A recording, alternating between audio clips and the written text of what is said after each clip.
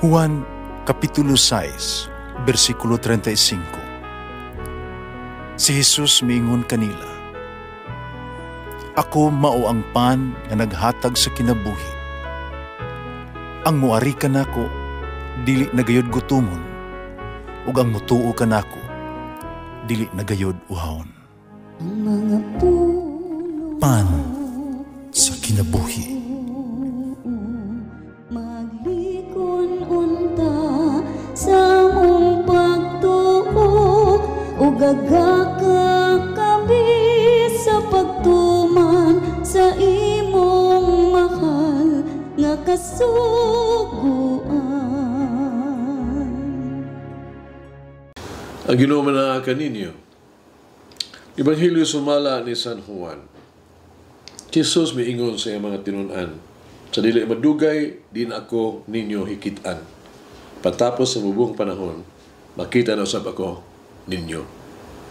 Pipila sa iyang mga tinun-an miingon sa ilang mga kauban, "Unsa bay kahulugan ining iyang giingon kanato?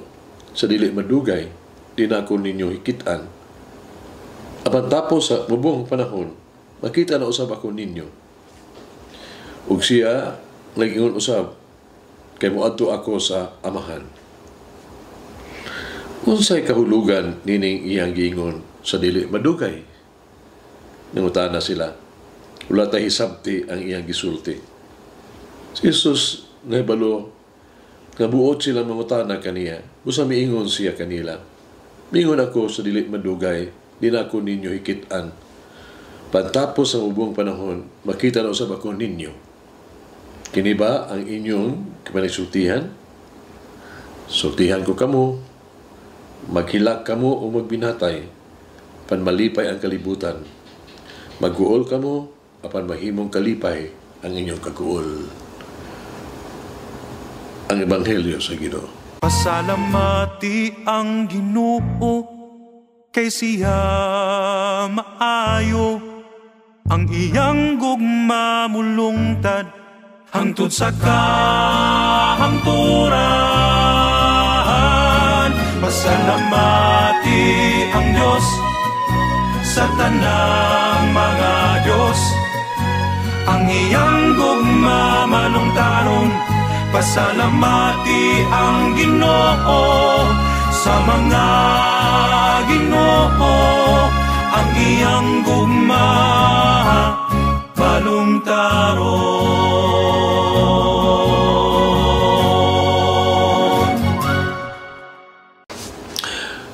So lagi og napiyong no imong mata niya hinundumi ang mga malipayong nga panghitabo sa imong kinabuhi.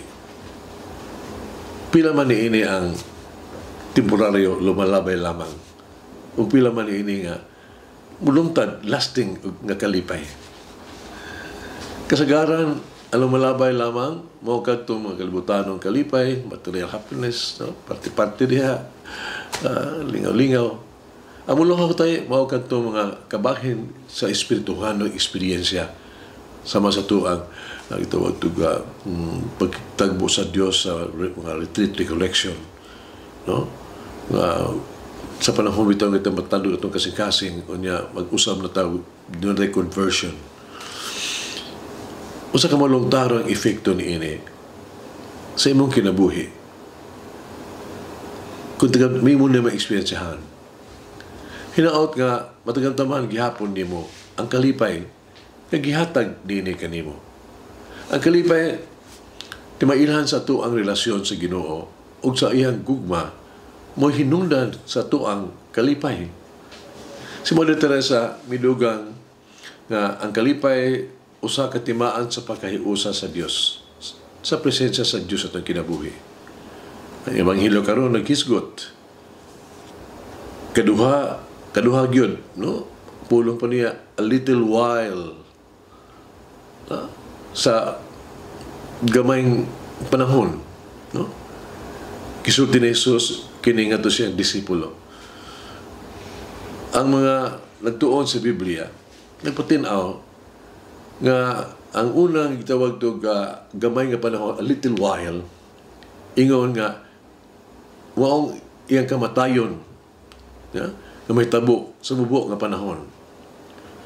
Mautong panahon na a little while niya kamatayon.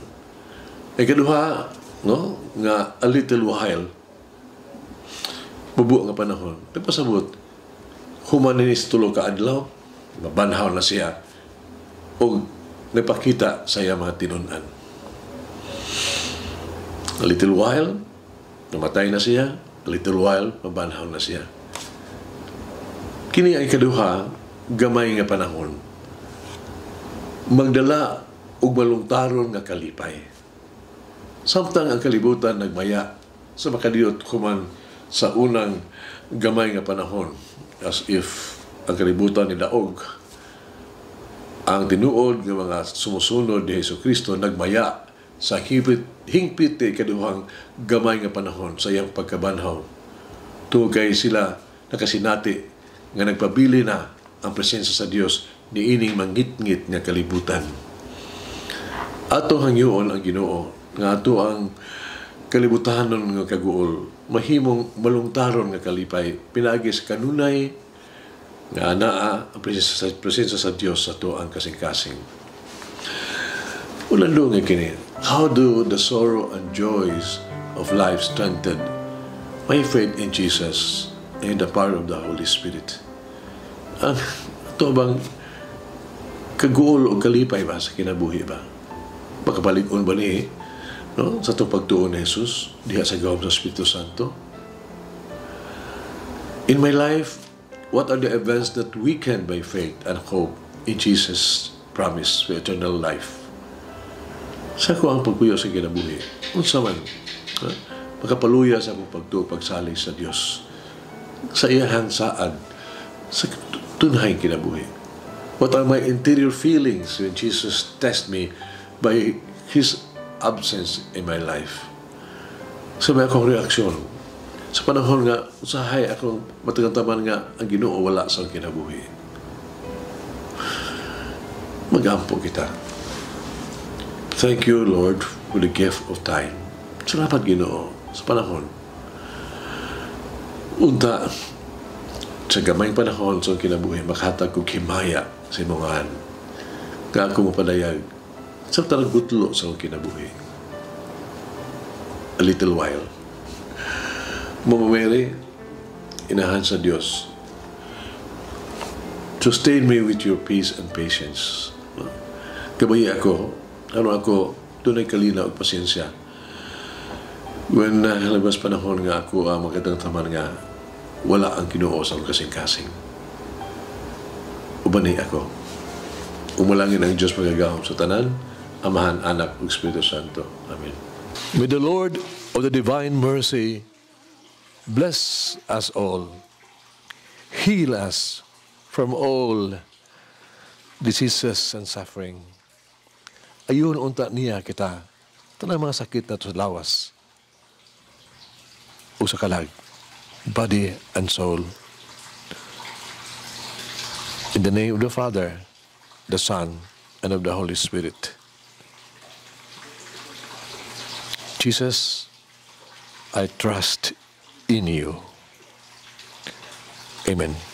Whoever eats the bread of life will never hunger, says the Lord.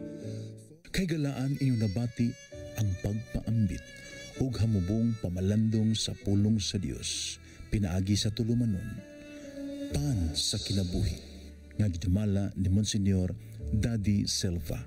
Hangtod na usab sa sunod higayon, daghang salamat.